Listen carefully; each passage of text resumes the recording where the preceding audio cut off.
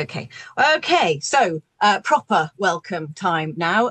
It's just after 2. So we have got a lot to share with you this afternoon. Thank you very much, everybody, for joining us. I imagine that most of you know who the Seaside Heritage Network is by now, since you are probably signed up to our mailing and have received all the information. But this is a little bit about what we do, who we are, and it's on the website. But it's basically about bringing together people like you, ourselves, who care about seaside heritage. So that's really what we're about, and you can find out more about everything we do on our website. And you may hopefully have been to some of our seminars over the past year. We've been running them now for, this is the 3rd year.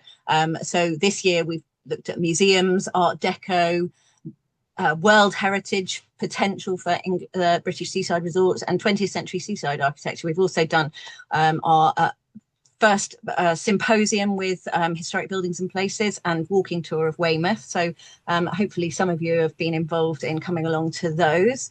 This is what we're up to this afternoon. So we're going to kick off with a series of films from Blackpool, Morecambe, Cleethorpes and Scarborough for the first hour. Then we're going to have a little bit of a comfort break for everybody. And then for the last half hour, the much long-awaited announcement of the results of the 2025 Bucket and Spade List. So we will be keeping you very busy this afternoon. So I think it's probably a good time to hand over to Alan and Vanessa, who are going to start us off with the films of Mitchell and Kenyon.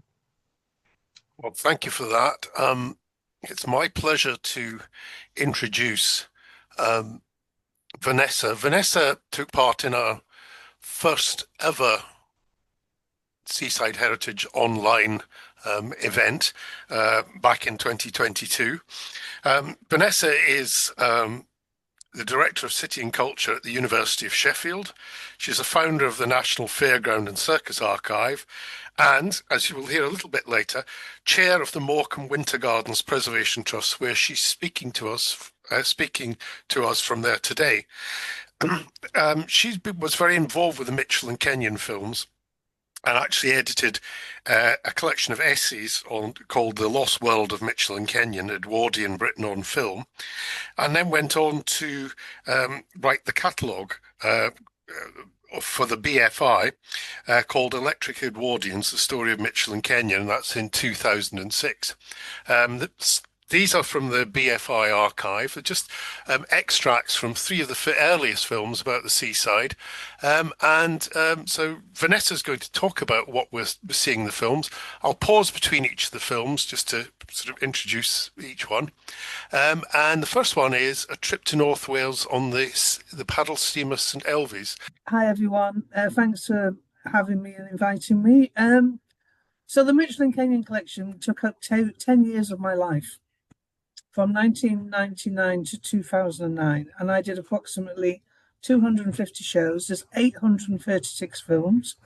They are nitrate negatives that were found in a basement, beneath the floor of a basement in Blackburn, and donated to the BFI by the late Peter Worden. In approximate terms, that's 26 hours of footage from 1899 to 1899 to 1913. In real terms, it doubled the BFI's holdings of Victorian films. It caused a sensation. It was a BBC series which attracted 12 million people, and it really was probably one of the biggest, described by film historians as like the unveiling of Tutankhamun's tomb. The films themselves are working class life. Mitchell and Kenyon were a company from Blackburn. Some of you may know this. Some of you, I've actually forgotten this myself because I haven't done any of the shows for quite a while. But understandably, all of the films, 99% of the films were unidentified. So I led a research project with the BFI for 4 years and had 25 different historians of different disciplines, including seaside, trams, trains, bicycles, fashion. And we identified the films through the content and when they were shot. They were all commissioned. 90% of the films were commissioned for exhibitors, and they were shown on the day. So they were made on the day and shown later that evening. So they're quite extraordinary. And Alan has also going to show you another film, which is shot at the time from a different company but you'll see the difference in quality. So the reason why these films, they haven't been digitally enhanced, they are literally new prints taken from the negatives, step-by-step printing. So it's quite extraordinary, their survival rate. So we'll start with the first film.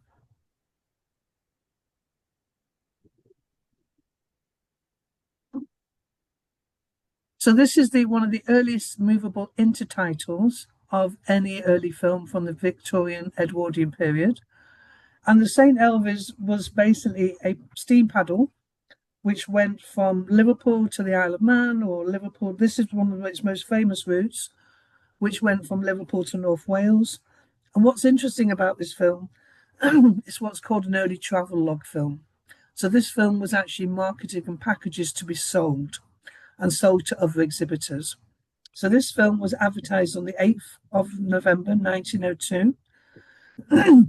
And this film itself was actually 700 foot long. So Alan has given really clever edited highlights of it. It shows you the actual steamer, which was the St. Elvis, which operated between Liverpool and North Wales between 1896 and 1930. And it would go from Llandudno, Menai Bridge, and then Bangor. And then it would also then undertake excursions to the Isle of Man. So this is actually what we call a travelogue film. So unlike the later Mitchell and the other films I'm going to show you, so it's got these wonderful intertitles. It said it's a very amusing and laughable subject. I can't really see. I think that's a bit of advertising by the film company at the time. And so this is classed as a Northern film rather than a Mitchell and Kenyon film, because this is the sub section of their catalogues. The actual St. Elvis was scrapped in 1930. It was actually made by Fairfield Company. It was a 250-foot vessel, one of the smallest ones in its, and it was obviously the Liverpool and North Wales Steamship Company. I am reliably told that they still operate this, not the Liverpool company, but there is a steam paddle called the Waverley, which still operates this route today. The only surviving one in the country, he claims, but I'm sure there's people on this call who can contradict that.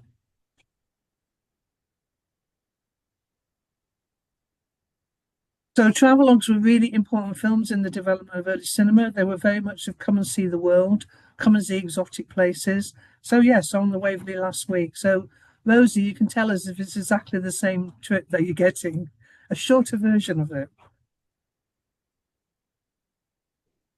So this was prepackaged and sold. So it cost anything, they would charge so many shillings per foot. So this film would be sold and would probably cost anything between £3 to £5 at the time. And then what would happen? They would show it repeatedly. So most of the films that we have from the Victorian or early Edwardian period are nitrate prints, which have been shown many, many times.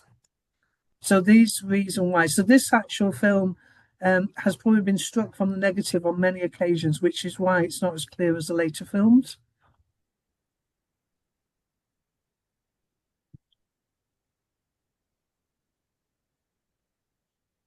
I love seeing the old adverts in these films. This is the Mitchell and Kenyon collection at the BFI, which was discovered in 2003. Now, this is Blackpool North Pier. I'm not going to talk about piers in front of Kathryn, but this is the first and oldest of Blackpool's pier, opened in 1863.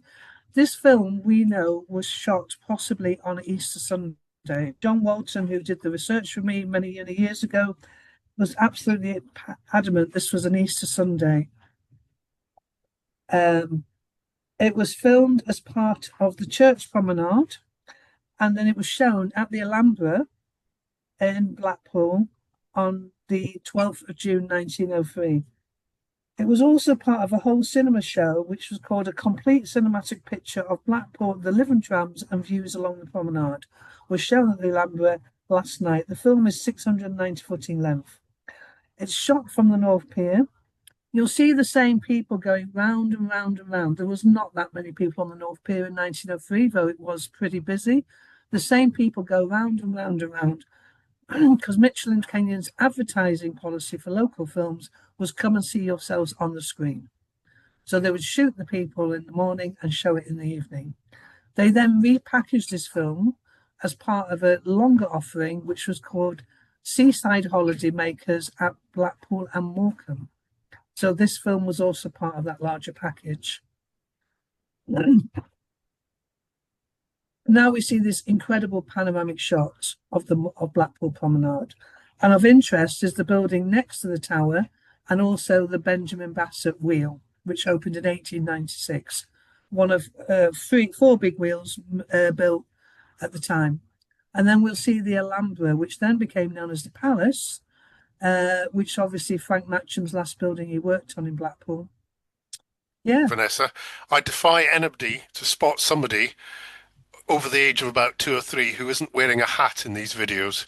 And the hats on the previous film were amazing, including the schoolboy with their mitres and things like that. I just love that little detail of these films. Anyway, sorry to interrupt. No, you can add. I mean, obviously, you know the areas as well as I do. The interesting thing about the films is they were filmed as holiday occasions. So the way we actually mapped the films, the way we actually did the how did we find how they were dated? That's the question people ask me. I viewed it as an exhibition historian. So basically, fairs, music halls, piers, venues all have their own seasons. And then you have the holiday season, whether it's the bank holiday, whether it's the Whitsun Day, whether it's the Easter holidays. And obviously our modern 21st century leisure calendar, a lot of it comes back from the growth of leisure in the 1890s and the 1900s. So you're not only seeing the growth of the modern society, you're seeing the growth of modern leisure before your eyes in these films. Yeah. And here we are, 1901 Morecambe, your home patch, so to speak, or one of your home patches. So this is probably one of the most beautiful films in the collection, not just because I'm a Sangronan. It was shot in June 1901, and it was actually, this is the front of a horse tram going down Morecambe Promenade. So anyone who knows Morecambe, around the top of the bay from the Battery, all the way around the promenade. That smoke in the background is from the stone jetty, which is still there, which was a wrecker's yard for basically breaking up ships. It's now a nice little cafe and a wonderful piece of artwork. The film itself is 4.5 minutes long, and you see these little boys running backwards and forwards. They are in all the Morecambe films shot on that day. So that's how we know the films were all shot on the same day, because these little boys appear all the way through the films. Morecambe at the time was a seaside resort that was developing. It was very much trying to have this more middle-class audience. It was definitely one of the highlights of the collection. You'll see, June, this is the little boys in front. Can you see them? Mm-hmm. They're in the film all the way through. So they're shooting. Alongside this film is an advert which says, "Come and see yourselves on the screen." It was shot by a man called Thomas Edison, not the real Thomas Edison, a man called A.D. Thomas, Arthur Duncan Thomas, who basically pretended to be Thomas Edison and then changed his name to Edison Thomas, because the real Edison was actually trying to sue him. He then calls himself Barnum and Edison. So he was wonderful. He was what you call a town hall exhibitor. He was one of the most important man for the development of film as an exhibition form. In the Mitchell and Kenyon film, there were over 200 films shot by A.D. Thomas. He had his own film company, and basically Mitchell and Kenyon DMP'd for them, which means developed and printed. As we go around the promenade, you'll see some of the features which Morecambe has now lost. You'll see its 2 piers. You'll also see the Morecambe Tower, which was part of the movement of towers, which Blackpool Tower was the first one, and neither 4 didn't get built. Morecambe Tower was half built. There's the little boy running across, and that is the West End Pier, opened in 1896, built by Magnol and Littlewood architects, the same architects of the Morecambe Winter Gardens.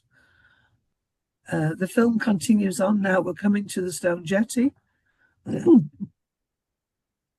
It's June 1901, so people are in half mourning. That half-constructed tower at the end of the film, as you go around the bay, is the Morecambe Tower Company, with a wonderful building underneath. The tower itself was never completed, and then the actual tower was taken for the war effort. So that's as far as the tower got.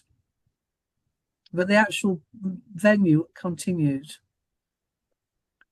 We now have actually gone past, if you actually know Morecambe, we have gone past the area where the Eric Morecambe statue is. So we're now actually on Central Promenade, coming up to where the Central Pier was. And we see an advert for the Central Pier, the first of Morecambe's piers. Morecambe lost both its piers in the 70s and 80s. Now you see the entrance to Central Pier coming up. So at this time in Morecambe, there was over 15 venues of entertainment. Didn't have the so-called 20,000 seats per day that Blackpool had, but it had quite a remarkable amount. You had the Alhambra, you had the Winter Gardens, you had the Tower, you had the two venues on the pier, and a multitude of venues along the promenade. So probably going on about 8,000 seats. And this is the front of the Winter Gardens where the film was shown that evening. Those are the posters for Thomas Edison's show, and that's the audience outside. And that is the only picture we have of the Winter Gardens exterior, a film of the times. This is from 1901. And there it shows you the Winter Gardens. Those Mitchell and Kenyon films are absolutely superb and superb quality. I mean, it is stunning. That's what, 125 years old, 120 years old. This is a slightly earlier film of 1896, the first film of Blackpool, it claims on the BFI website. And it's just a very short, it's just 1 minute, and it just shows the trams running up the front before the overhead wiring was established. The trams, the original trams of 1885, were powered by a third rail. So if you look at places, you'll see there's three rails, two for the wheels and a central one to take the power up, but didn't work very well because the conduits filled up with water and sand, so it shorted and didn't work very well. You'll see the tower is completed because that was completed in 1894. And look out for the electric lighting, which had been installed in 1879. You can just see in that still. And Vanessa knows quite a lot about this film as well, although it's not a Mitchell and Kenyon film. So I'll just start it if you're all right, Vanessa.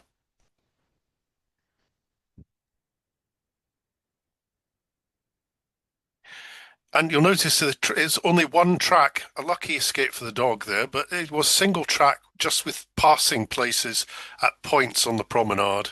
And you'll see here it's just a single track.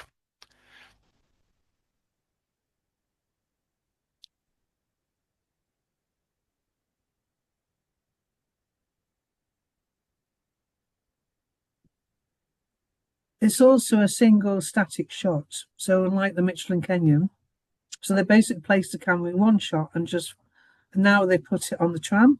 Yeah, and you can see the three channels there. Which makes me think this film is later than 1896. Yeah, but it's got to be 1899 is when they converted the system. So it's before 1899. Yeah.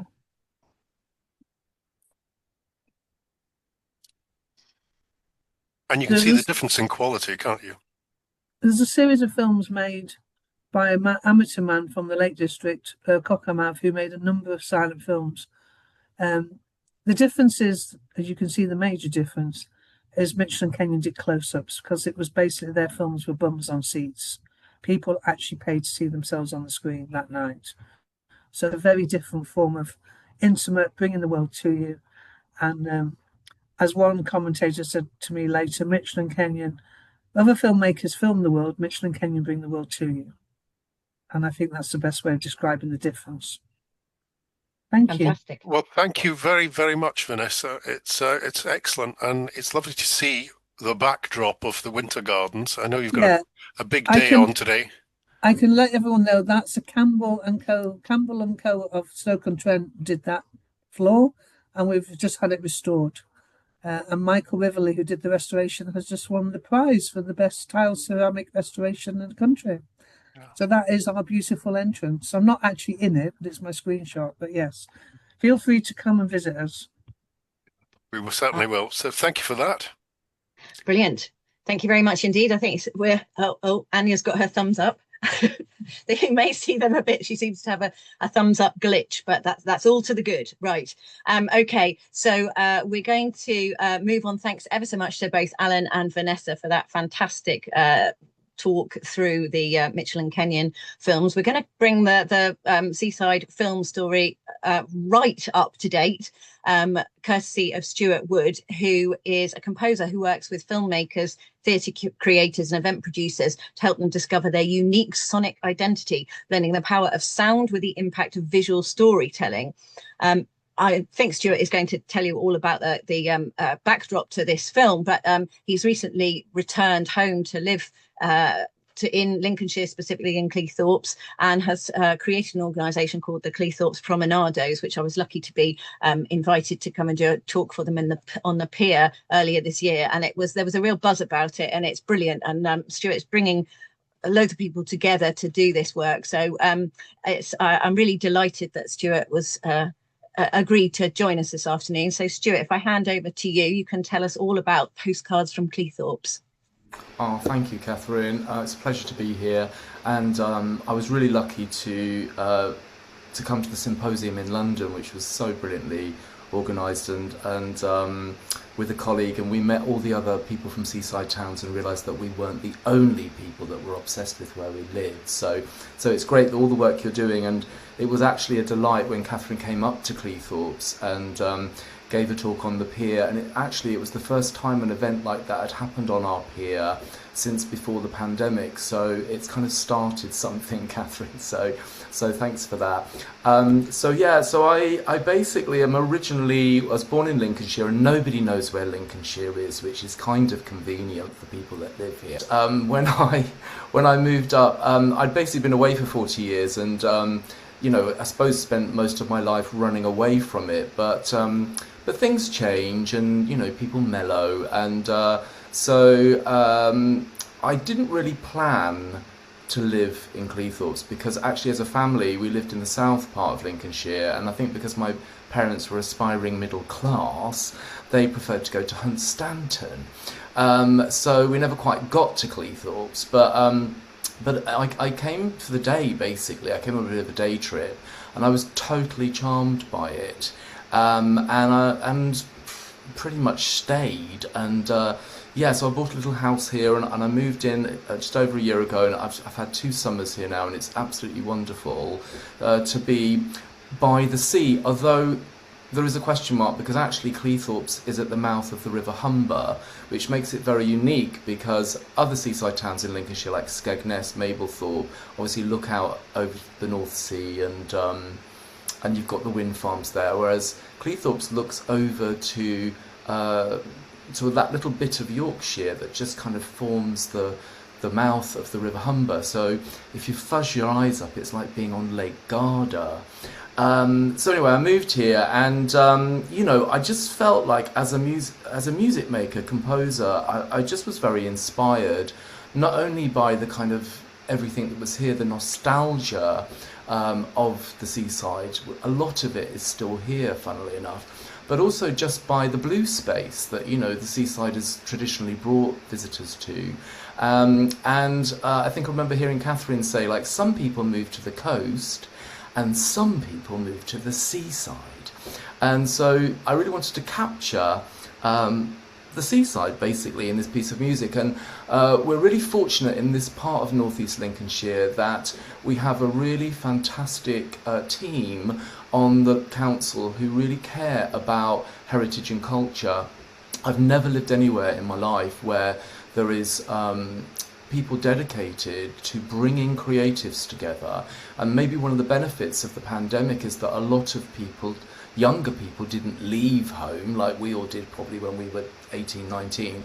They stayed, and so Cleethorpes, 5 years on, feels like there is an emerging creative community here, and I had no idea either. And so some people were probably moved quietly into a place that they didn't know, and just attempt to integrate with some humility, whereas I thought, actually, I'm going to write a song about my life, film it and put it on the internet. So that's how Postcards from Cleethorpes came about. But it all started by me buying a small collection of postcards which I had found on Facebook Marketplace, and I think I can share some of these postcards because they really were the kind of inspiration. This was the postcard that really, oops, there, I'm not sure if you can see that, but this postcard really inspired me because actually that scene of Kingsway, that shelter, pretty much looks like it does today. So this is how it looks today. This is actually a picture of my auntie who visits quite regularly. So I'm not sure if you can see that, but yeah, so it's amazing how so many of these buildings are still here, and it was funny how the postcard collection that I bought, I kind of walked around Cleethorpes and could line them up pretty much with 120 years ago from sort of the Edwardian time. So I was inspired to write this song, and the council, the creative team at the council, said, look, it sounds great, we'll fund it, and involve as many people as you can. So I basically got to know my creative community. I mean, I think the thing probably you have to do when you move to a new place is to find your tribe. And in a way, this project really did that for me. It helped me discover, the local people who could sing, the brass band, the kids' musical theatre company, just basically so much talent here that I didn't have to go very far really to make it.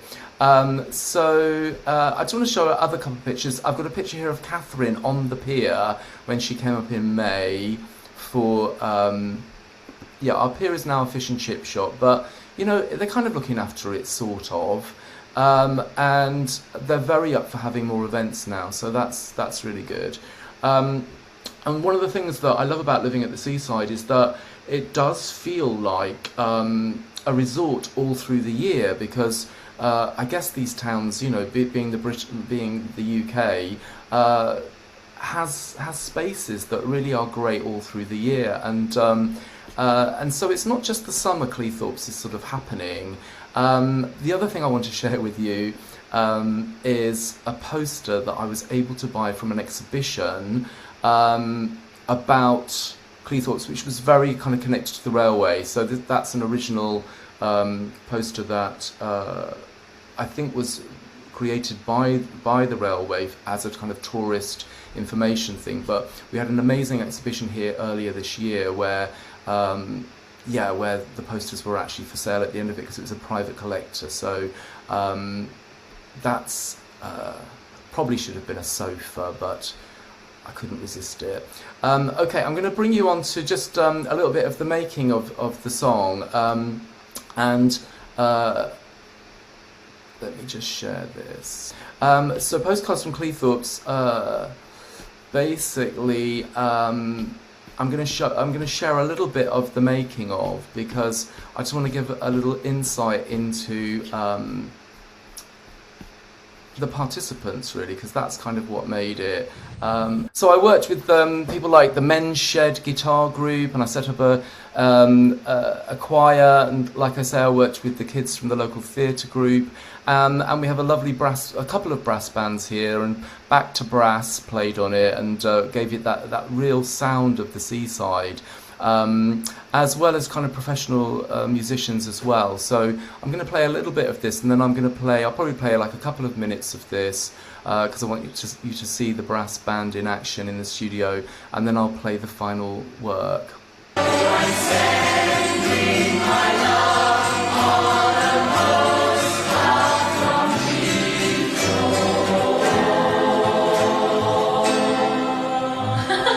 So, funnily enough, The colour that we've got on the actual footage that hasn't been altered is the real colour. So that is everything that is happening on the Cleethorpes beach and the Humber Sand itself. So, for example, these shots of the Ferris wheel, that hasn't been touched, it hasn't been altered. And that is the real colour of Cleethorpes. And I think one of the things that makes it really beautiful is actually you've got the real joy of this wheel, but the melancholy of the colours of the Humber behind it, and that duality is one of the things that makes the shot so beautiful and actually aids the story visually so well.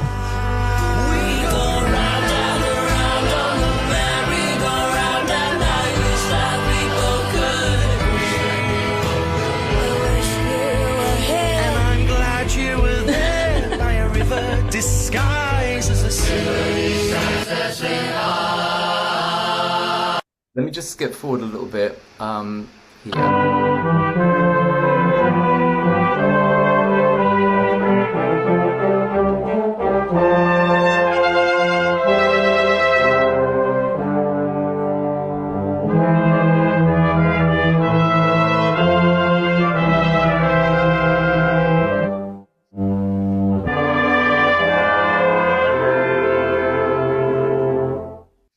Okay, so there's nothing like the sound of a seaside brass band, I don't think, and it's so.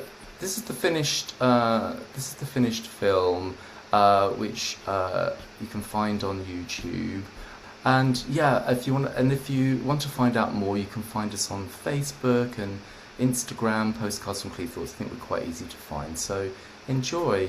Here it comes.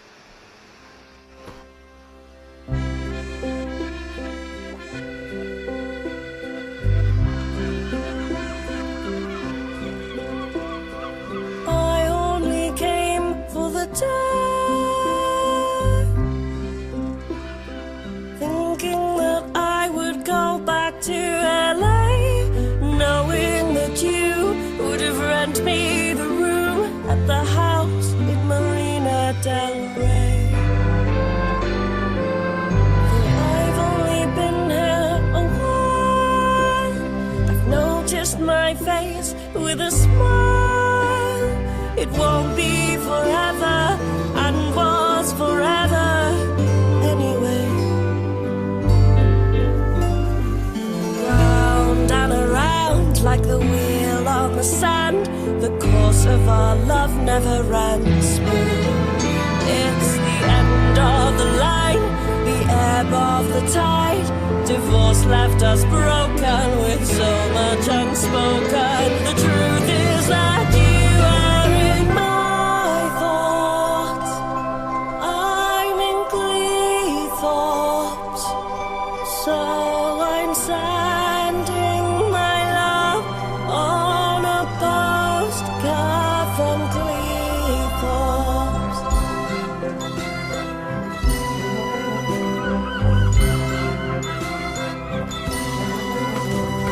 I got your postcard today. I got to see how a stick of rock gets made. It took 2 weeks to arrive from UK. I ate 4 donuts and a 99 with 2 flakes. The thought of your hand sticking the stamp stuck between 2 grains of sand. We go round and around on the merry-go-round, and I wish that we both could agree. I wish you were here, and I'm glad you were there by a river disguised as a sea. on the Humber Sand. There's just wonderland.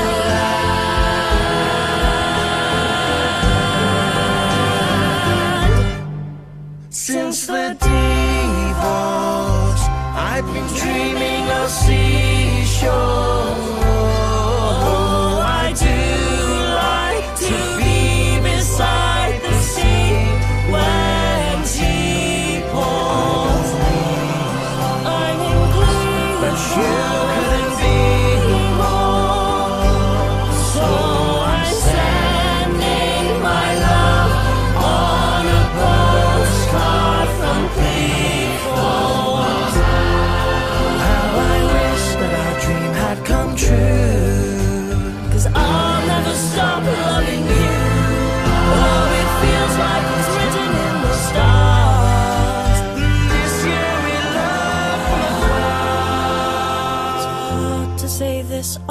a card. Me and you, we're like the mouse and the moon.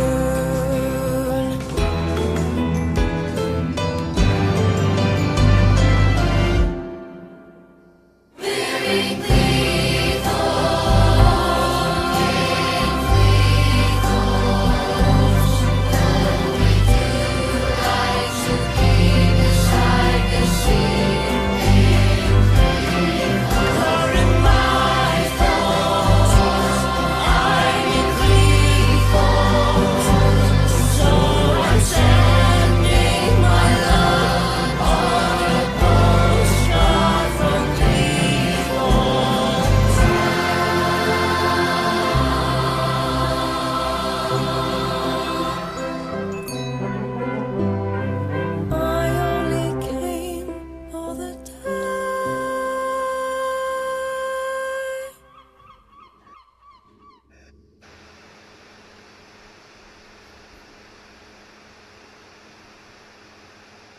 Okay, thank you. So, thanks so much, Kathryn, for inviting me to be part of this, and yeah, and looking forward to hearing the rest of the meeting. Thank you.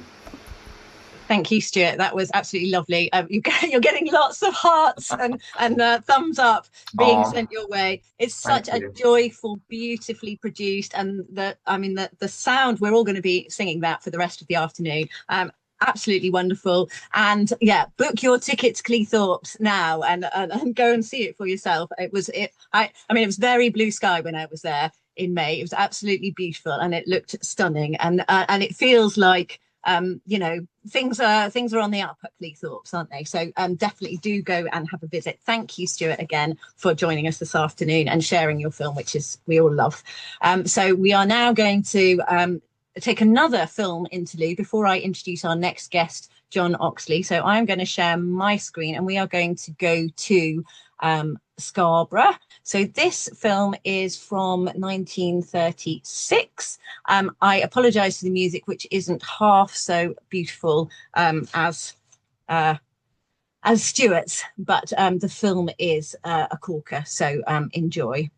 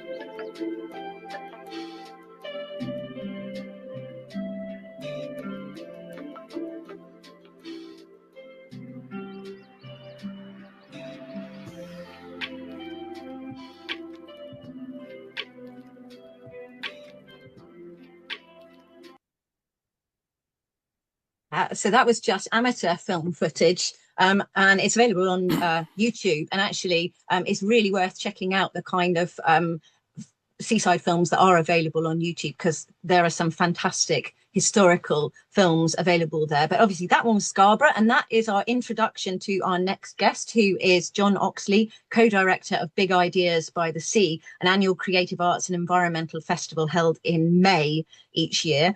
John was from 1989 to 2019 city archaeologist for the city of York.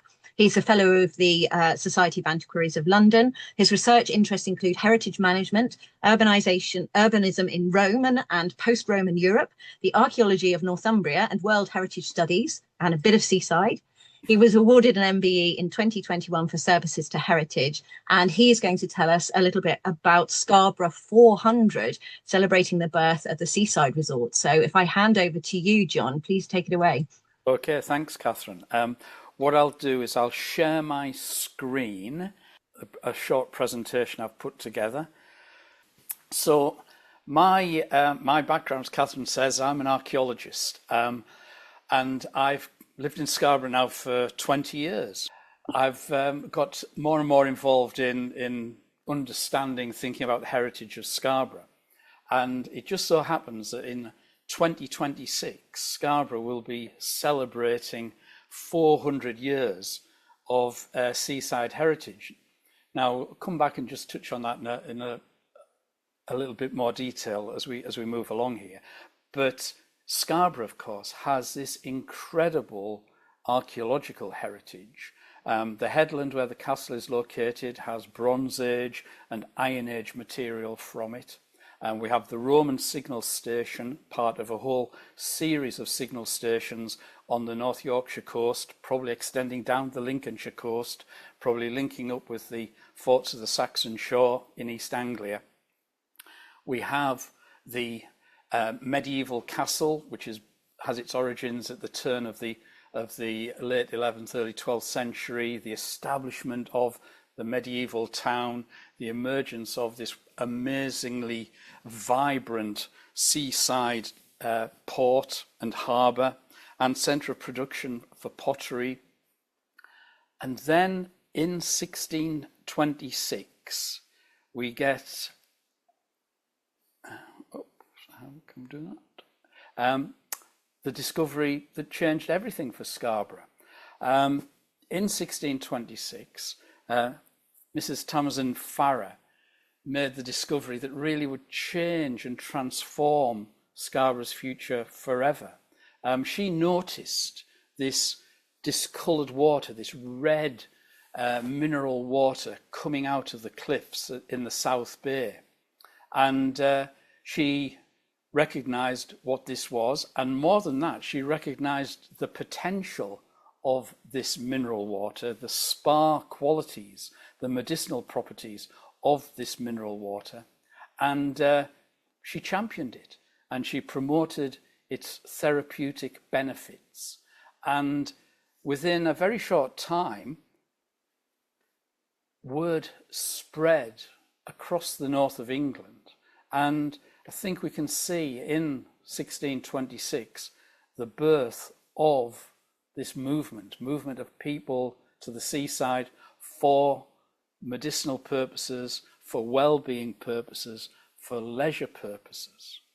And we have a really interesting book that is published in 1660 by Dr. Whittle.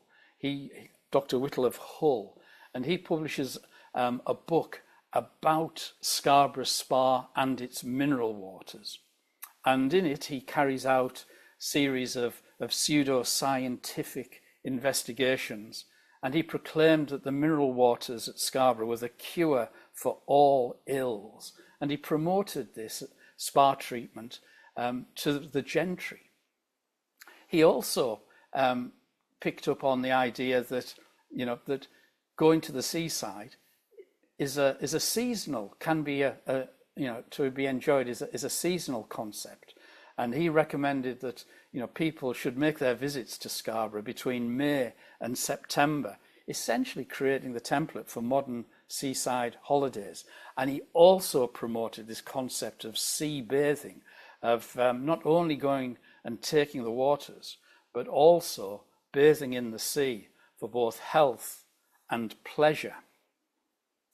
So in 1660, we can see this whole concept of the spa waters, well-being, health and leisure, kicking off what is a 400-year tradition of going to the seaside, of having resorts by the sea where people can go. And out of that, of course, in Scarborough, we've got the bathing machines, we have visits by royalty, we have the amazing cliff lifts. The Spa Cliff Lift celebrated its 150th anniversary this year. We have the amazing Grand Hotel, of course, the largest hotel in Europe, apparently, when it was constructed in, I think it was 1863. We have Oliver Sarony, who built in the 1870s the largest photographic studio in Europe. People flocking to have their photographs taken in his studio on South Cliff. And amazingly, we have this unbroken theatrical and musical tradition at the Spa since 1839, an unbroken tradition of entertainment, music, performance in that place since that time.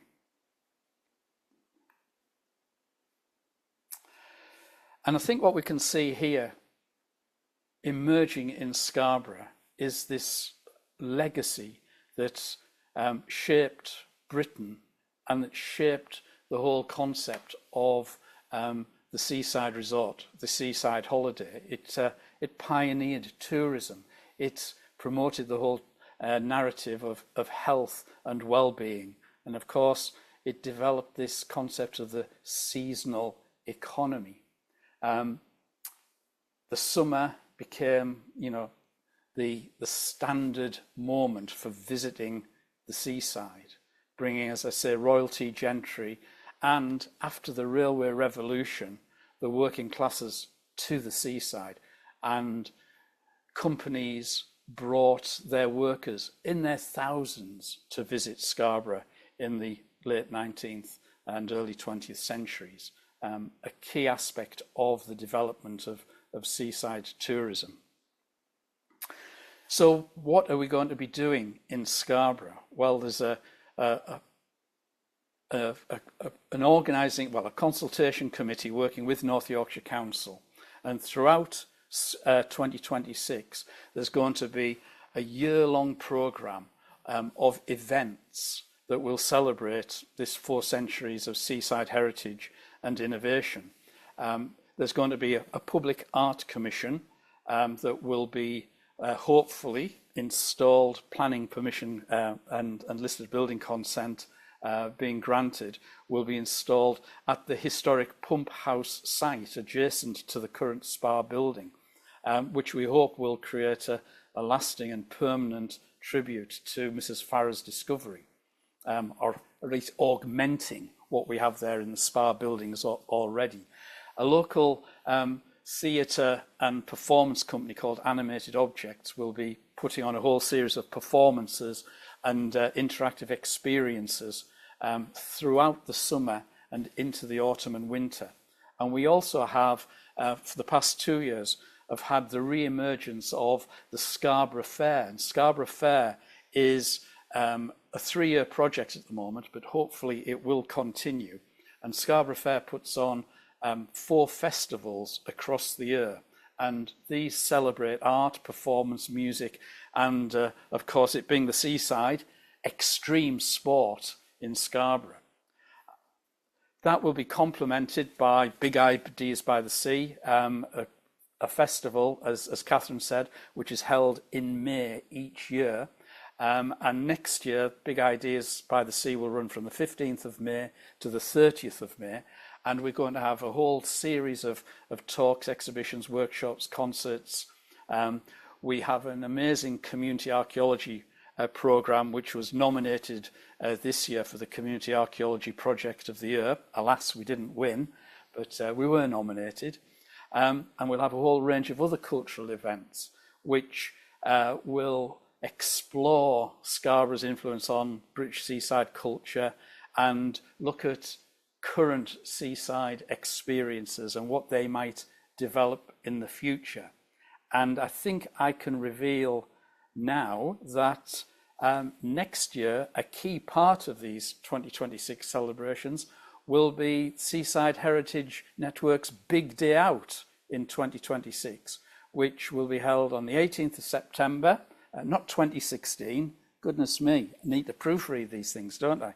It'll be on the 18th of September 2026 and will be held in the Grand Hotel, in the ballroom of the Grand Hotel here in Scarborough. So we look forward to seeing as many of you as possible come to Scarborough to enjoy the Seaside Heritage Network's Big Day Out and to look at all the things that we will have been doing in Scarborough to celebrate the 400 years of seaside heritage, or Scarborough being a seaside resort, celebrating, as I say here, 4 centuries of seaside magic.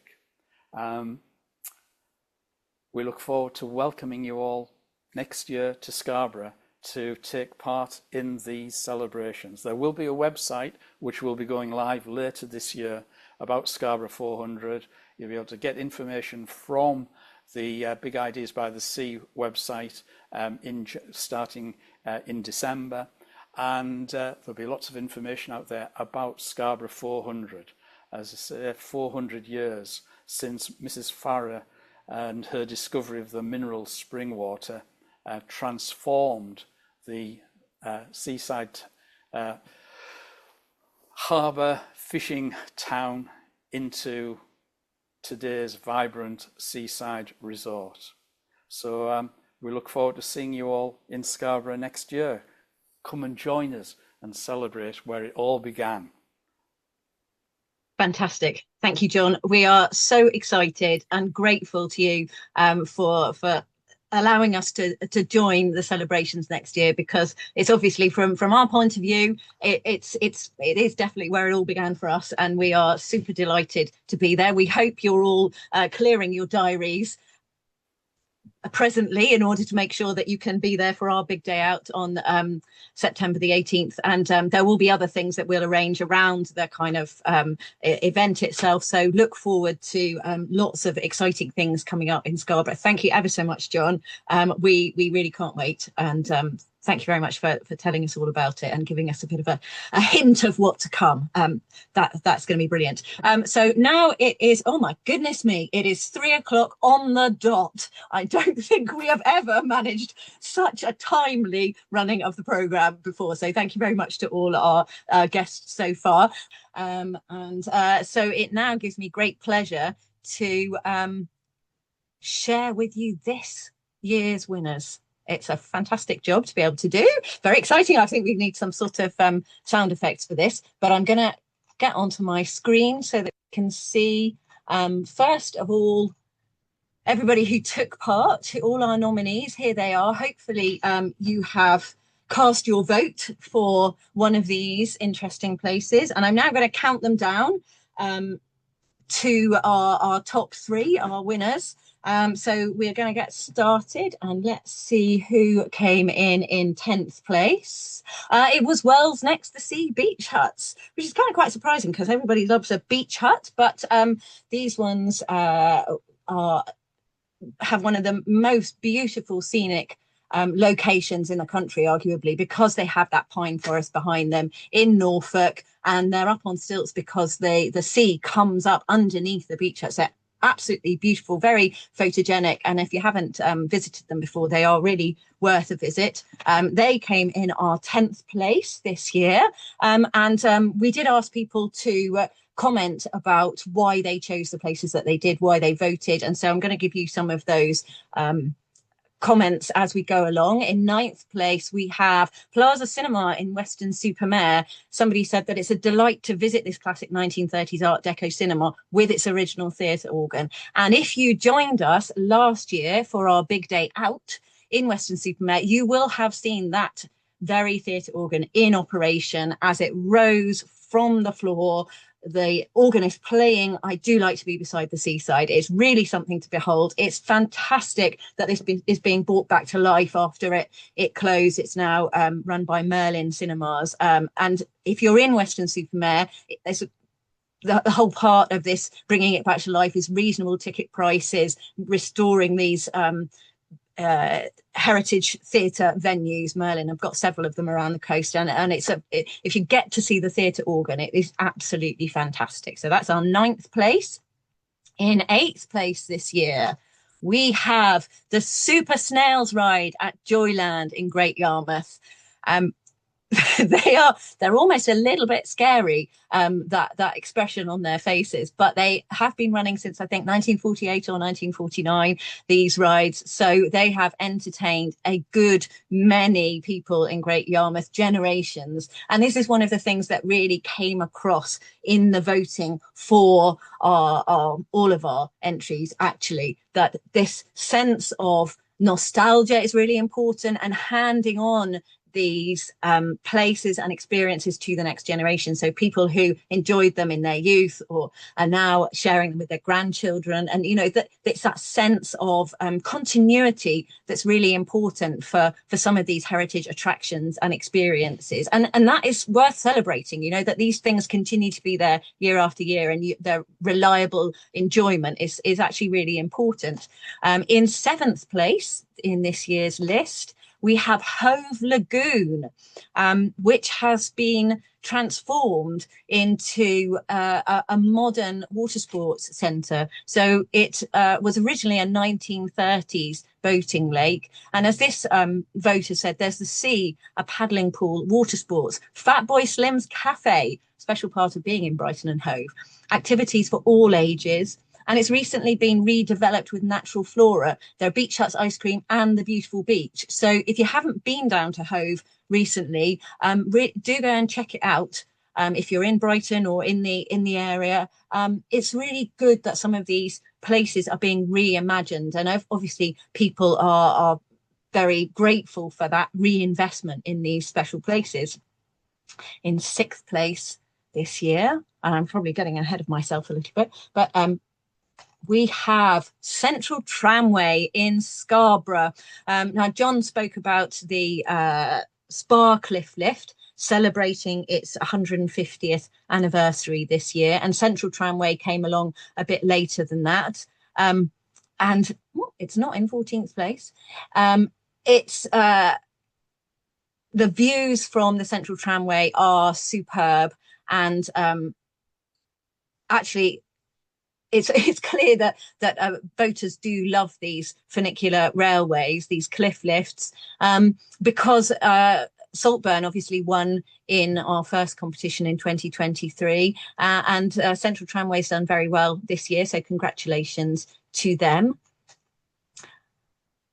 Iconic is a word that lots of people have used in their descriptions of the places that they voted for, but also the staff and the friendly and helpful people that run all these places, and that continue to make sure these examples of seaside heritage are accessible. So that's something that people value. The staff are amazing. History tours are fantastic. It's there operating almost every day, helping the young and old get up and down that steep cliff. And it's family run, the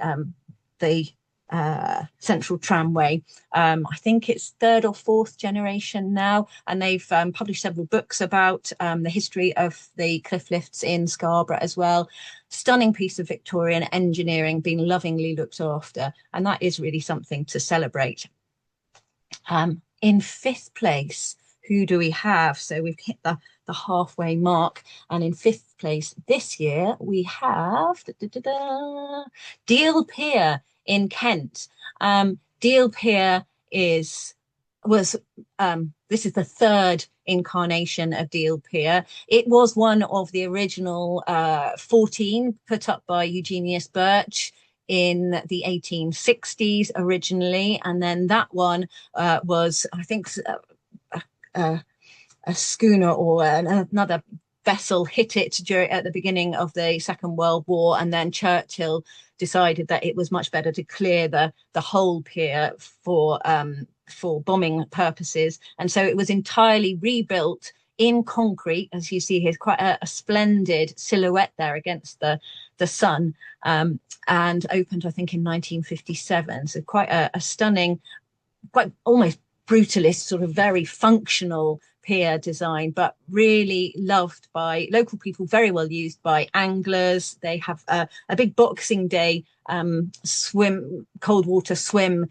there around, and people recognise it as being classic British seaside.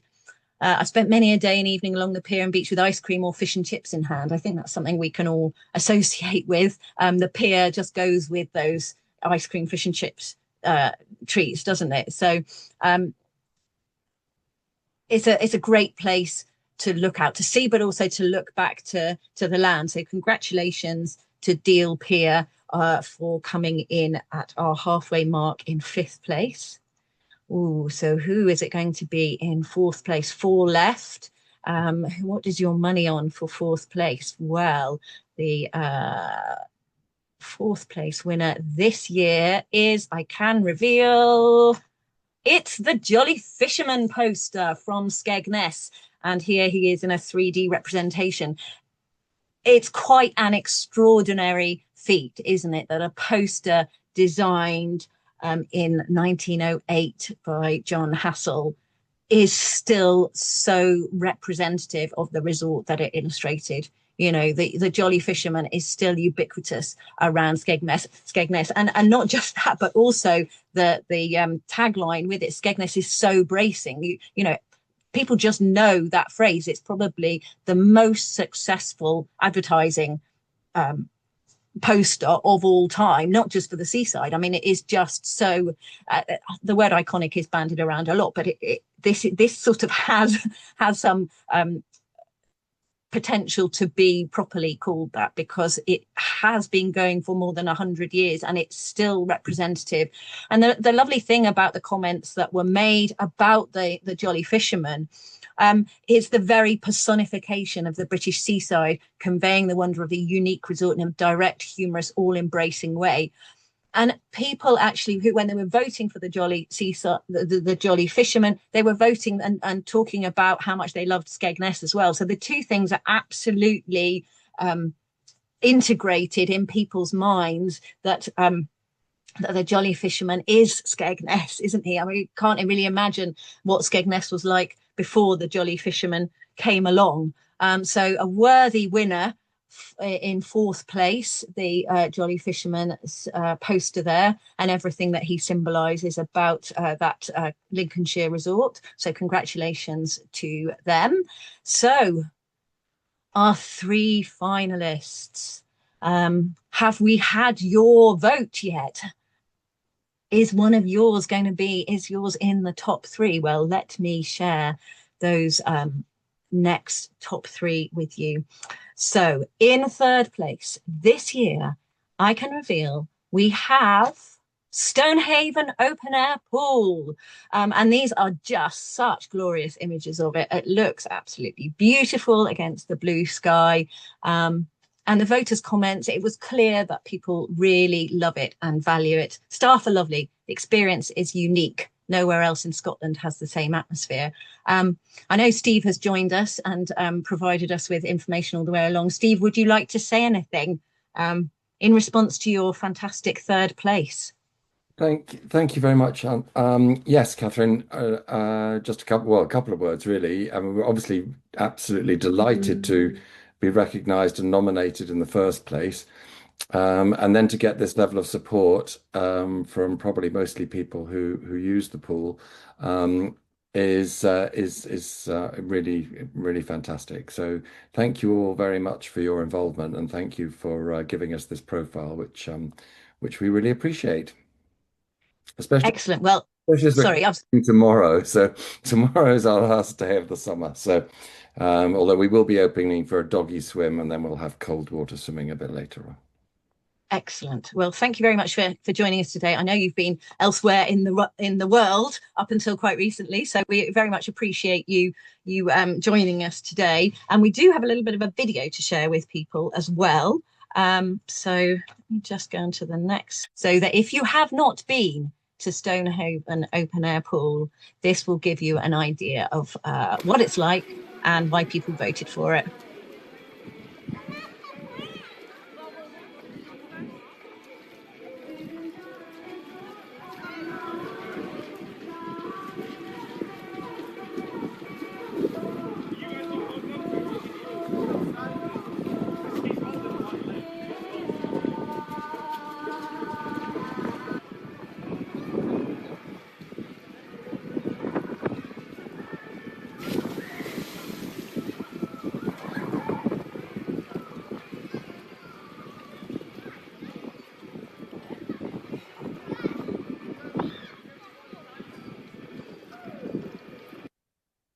There we go. So that's a little trip to Stonehaven Open Air Pool. When you are next in Stonehaven, do go and take your swimming stuff and go and try a dip. Obviously, if you can make it there tomorrow, that would obviously be a good time to go. Otherwise, maybe next year, or you'll just have to go for the cold. Thank you, Steve, for joining us. Thank you very much to everybody who voted for Stonehaven. And we are now at our top two.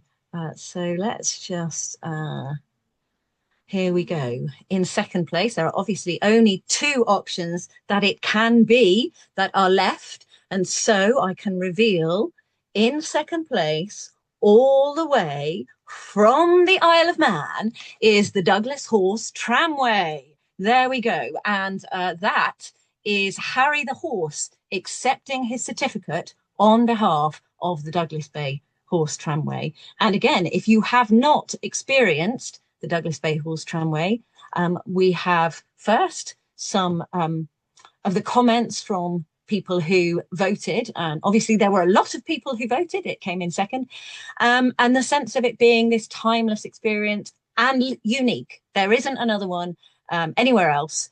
And the fact that it is operated by horses is something that people really value. And the noise of it, you'll see what I mean when we look at this video. The clip-clop.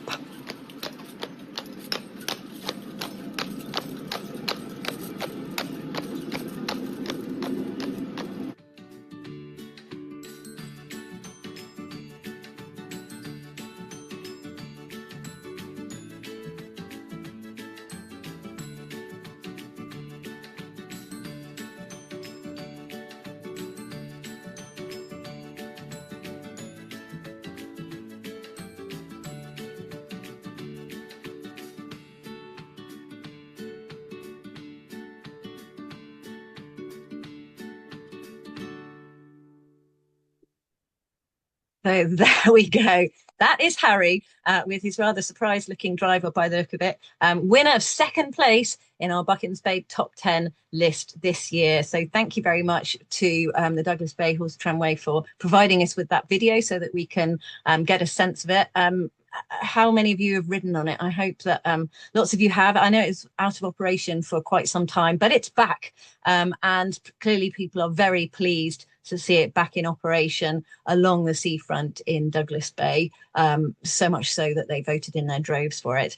But not quite as many people as voted for our winner, because this was hands down the biggest number of votes. I would think you probably combine all the others together and they'd be about the probably more votes for this particular one. And if you've got your grid of all the nominees in front of you, you will already know that the winner, the last potential one that it could be, is definitely what we would call sort of intangible heritage. You can't put this in a museum. You don't need funding to sustain this one, because this is the lemon top ice cream from Redcar.